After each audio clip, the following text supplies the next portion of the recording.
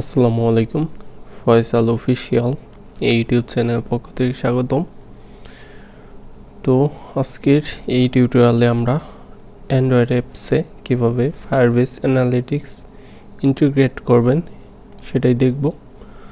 তো এই টপিকের উপরে আমি 2 বছর আগে মেবি ভিডিও টিউটোরিয়াল তৈরি করতে চাইছিলাম, বাট সেটা খুবই সিম্পল কাজ দেখে সেই সময় করি নাই। এখন আমার দু একটা প্রজেক্টে অ্যাড করতে গিয়ে কিছু মিসিংয়ের কারণে আমার কিন্তু প্রায় একটা দিনই চলে গেছিলো, যার জন্য আমি ভাবলাম যে এই 2-3 লাইন হলেও, সিম্পল জিনিস হলেও অনেকের ক্ষেত্রে এই সমস্যাগুলো হতে পারে, তাই ভিডিওটা করলাম। তো প্রথমে যে কোনো একটা প্রজেক্ট ওপেন করে নেবেন, সিম্পল যে কোনো প্রজেক্ট। আর এইখানে প্রজেক্টের দেখবেন যে অলরেডি এখানে গুগল সার্ভিস জেসনটা আছে কিনা।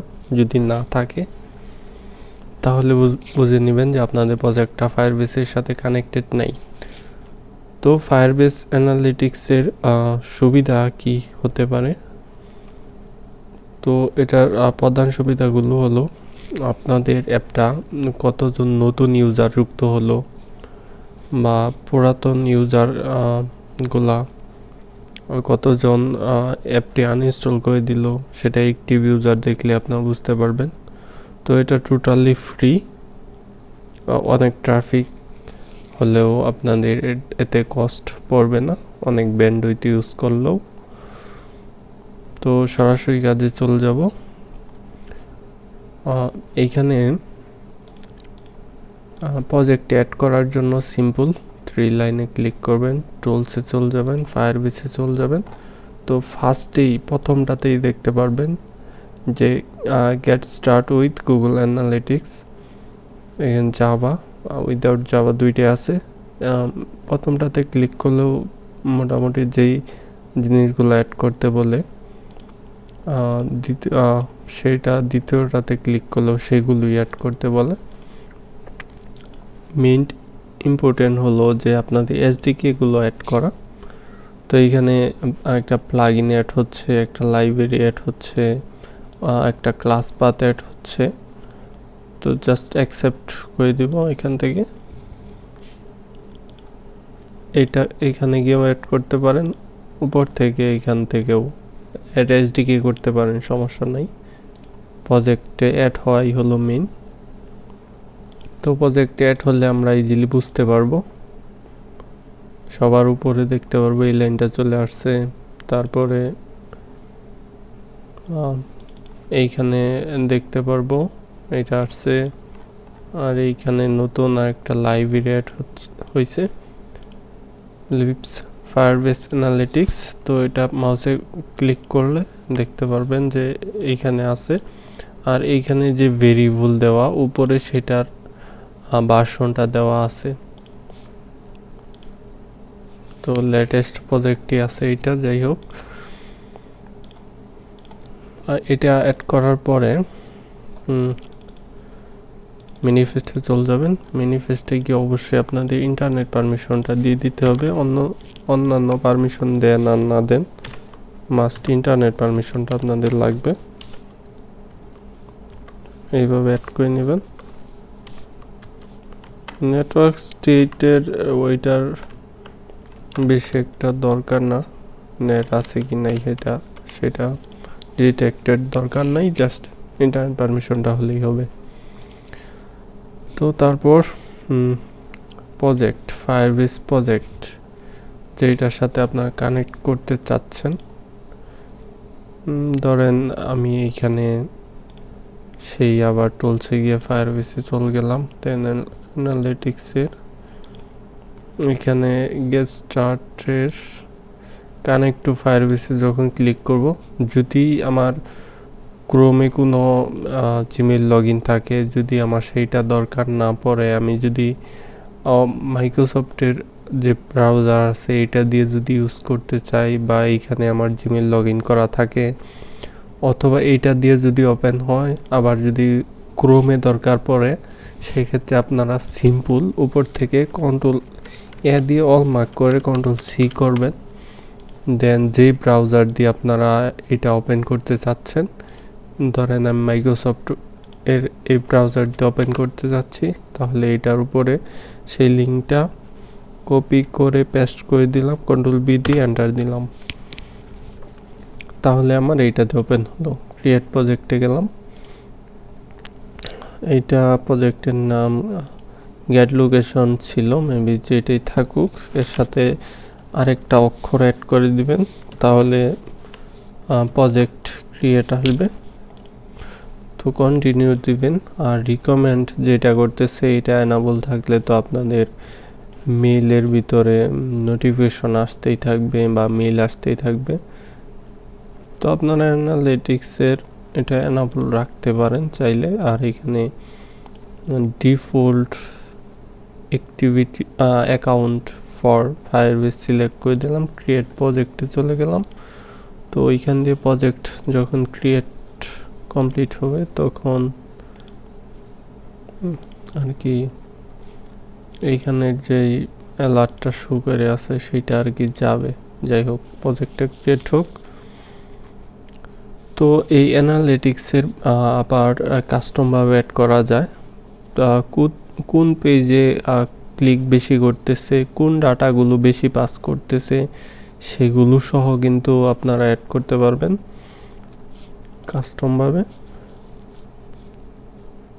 আর এটা আইওসতেও কাজ করে, অ্যাপলের জন্য আপনারা এটা ইউজ করতে পারেন, ফায়ারবেস অ্যানালিটিক্স। এখানে কানেক্টে ক্লিক করব, সাকসেসফুলি ভাবে কানেক্ট হয়ে গেছে। এইখানে অ্যানালিটিক্সের এখানে যদি যাই তাহলে দেখতে পাচ্ছেন যে গেট স্টার্ট আছে, ক্লিক করলাম, একটু লোডিং নিল। সরি, অথেন্টিকেশনে এখানে চলে গেছি। অ্যানালিটিক্সে এইখানে অ্যানালিটিক্সের ড্যাশবোর্ডে যাই, তাহলে এটাতে গেট স্টার্টের দরকার নাই। তো এখন এইখানে আমাদের অ্যাক্টিভ ইউজার ইন লাস্ট 30 মিনিটের ভিতর অ্যাক্টিভ ইউজার 0 দেখাচ্ছে। তো আমরা যেহেতু প্রজেক্টটা রান করি নাই, আর আমাদের প্রজেক্টের সাথে ফায়ারবেস প্রজেক্টের সাথে এই অ্যান্ড্রয়েড স্টুডিও প্রজেক্টটা সাকসেসফুলি ভাবে কানেক্ট হয়েছে কিনা সেটা দেখার জন্য প্রজেক্টে গেলেই দেখতে পাচ্ছেন যে গুগল service.json-টা আছে, তার মানে মোটামুটি কানেক্ট হয়েছে। বা এখানে টুলসে গেলেও আমরা সেটাই দেখতে পারবো। তো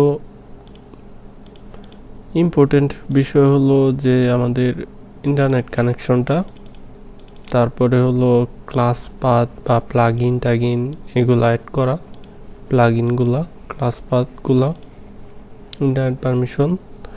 SSH ফিঙ্গারপ্রিন্টের দরকার নাই, SSH1 ফিঙ্গারপ্রিন্টের দরকার নাই। আর আমাদের ভার্চুয়াল ডিভাইস যে কোনো একটাতে রান করতে পারি। লেটেস্ট একটা ভার্চুয়াল ডিভাইস আমি এখান থেকে নিচ্ছি।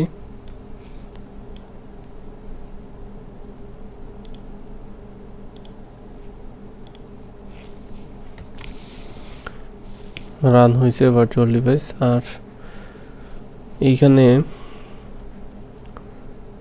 আমাদের 2-1 লাইন কোড অ্যাড করে নিতে হচ্ছে অ্যানালিটিক্সের। তো সেই কোডগুলো আমি অ্যান্ড্রয়েড স্টুডিওর মাঝখান থেকেও চাইলে কপি করে নিতে পারবো। এইখানের যে ফায়ারবেস অ্যানালিটিক্সের একটা অবজেক্ট তৈরি করে নিতে হবে, একটু কপি করলাম।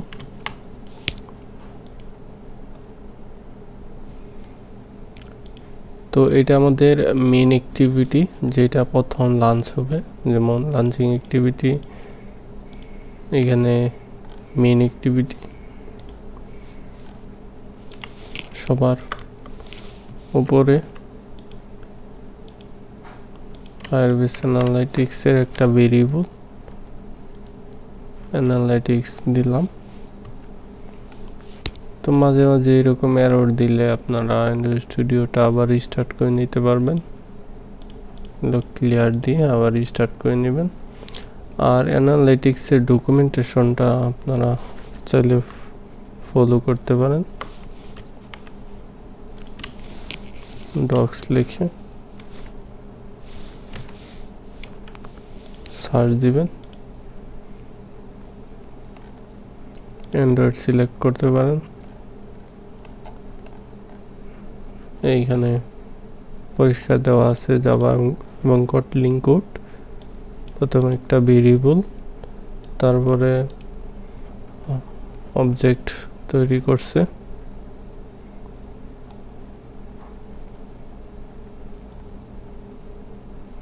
ইনিশিয়ালাইজ করছে,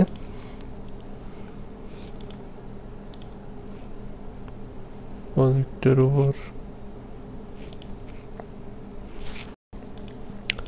প্রজেক্ট হঠাৎ করে যে এররটা দিছিল সেটা এখানে গ্রেডেল ভার্সন আপডেটের মাধ্যমে ঠিক হইল। তো অ্যানালিটিক্সের ডকুমেন্টেশনের এইটা অলরেডি শেষ। তারপরে ইনিশিয়ালাইজ অন ক্রিয়েট স্টার্ট হয়েছে এইখানে, ক্লোজ হয়েছে এইখানে। এর ভিতরে যে কোনো জায়গায় দেওয়া যেতে পারে, আমি এইখানে দিলাম। ভেরিয়েবল যেটা দিছিলাম সেটা সামনে দিলাম। কন্ট্রোল অল্টার এর সিম্পল এই লাইন আর এই লাইন গ্লোবালি না দিলে এক লাইনের ভিতরে লেখা যায়।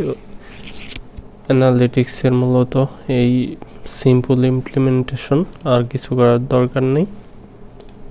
ভার্চুয়াল ডিভাইসে রান করব। আমাদের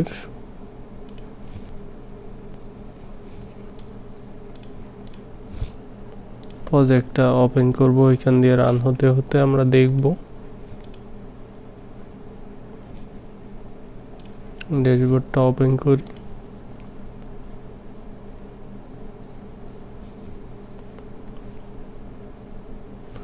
এইখানে অ্যাক্টিভ হলে 1 দেখাবে,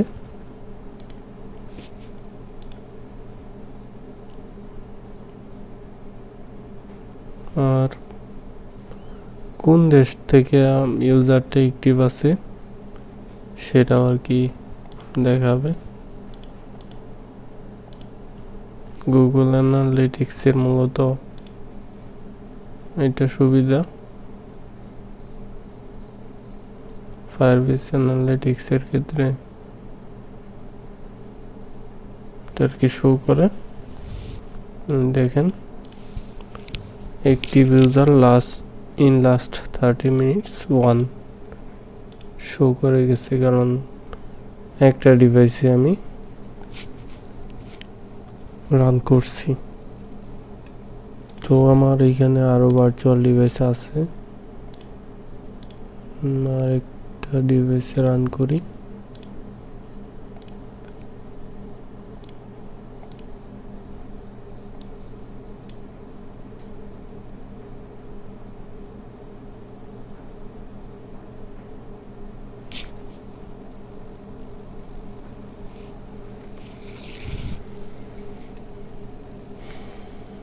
ইম্পর্টেন্ট বিষয় ছিল যে সরাসরি যদি লাইব্রেরি অ্যাড করেন এখানে ডক্স থেকে, ডক্সের এইখানে তো কোনো ক্লাস পার্ট কোনো কিছুই দেওয়া নেই। সরাসরি যদি এইখান থেকে, আরেকটা বিষয় হইল যদি বুম লাইব্রেরি অ্যাড করেন তাহলে কোনো প্রকার স্পেসিফাই করা যাবে না ওই ভার্সন, অ্যানালিটিক্সের ভার্সনটা এখানে দেওয়া যাবে না। যদি বুম লাইব্রেরি প্রজেক্ট ইমপ্লিমেন্ট থাকে তাহলে অ্যানালিটিক্সের ভার্সন দেওয়া যাবে না। আর যদি ইমপ্লিমেন্ট করার দরকার না পড়ে সেক্ষেত্রে আপনারা অ্যানালিটিক্সের ভার্সন সহ ইউজ করবেন।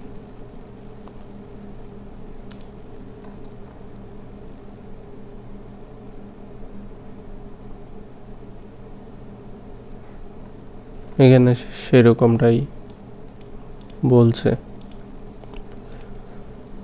তো আরেকটা ডিভাইসেও মেবি রান হয়ে গেছে, কোনটা কোন ডিভাইস এখন তো বোঝাই দিতেছে না। যাই হোক, আমি এটা রিলোড দেওয়ার দরকার পড়ে নাই, অটোমেটিকলি এখানে শো করে গেছে অ্যানালিটিক্স অ্যাক্টিভ ইউজার টু আর। এটা কোন দেশ থেকে আছে এইখানে দেখতে পাচ্ছেন, বাংলাদেশ।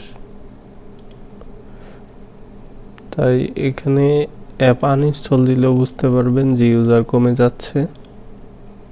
নতুন অ্যাক্টিভ ইউজার যুক্ত হলেও বুঝতে পারবেন যে মোটামুটি এতটা ডিভাইসে এত মিনিটের ভিতরে অ্যাক্টিভ হয়েছে। তো এই টিউটোরিয়াল এই পর্যন্তই থাকবে। নেক্সট টিউটোরিয়ালে আমরা দেখব ক্র্যাশলেটিক্স। তো ক্র্যাশলেটিক্স ইউজের মাধ্যমে আমরা জানতে পারবো যে অ্যাপসের কোন লাইনে ক্র্যাশ করতেছে, যেহেতু মাল্টিপল ডিভাইসে এক একটা অ্যাপ চলে, কোন ডিভাইসে অ্যাপটা ক্র্যাশ করতেছে অধিক, বলতে কোন লাইনে বেশি ক্র্যাশ করতেছে, সেগুলো আমরা ক্র্যাশলেটিক্স থেকে দেখতে পারবো। তো নেক্সট টিউটোরিয়াল দেখা আমন্ত্রণ রইল। আল্লাহ হাফেজ।